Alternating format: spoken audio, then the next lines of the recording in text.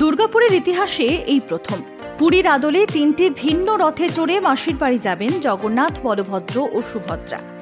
এবছর রথযাত্রায় এমনই এক মুহূর্তের সাক্ষী হতে চলেছেন দুর্গাপুরবাসী।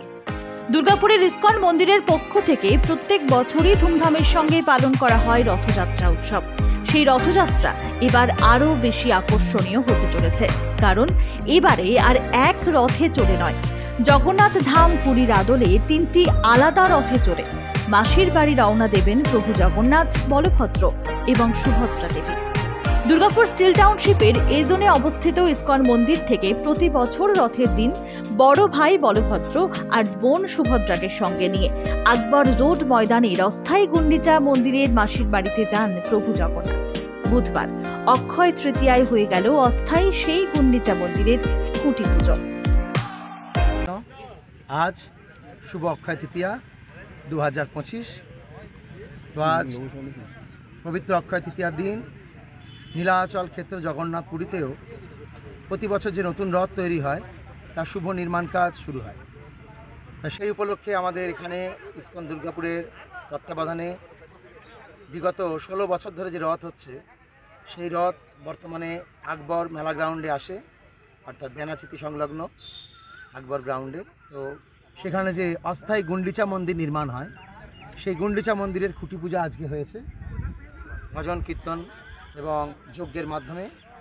এবং আজকে মাননীয় মুখ্যমন্ত্রী শ্রীমতী মমতা বন্দ্যোপাধ্যায় তিনিও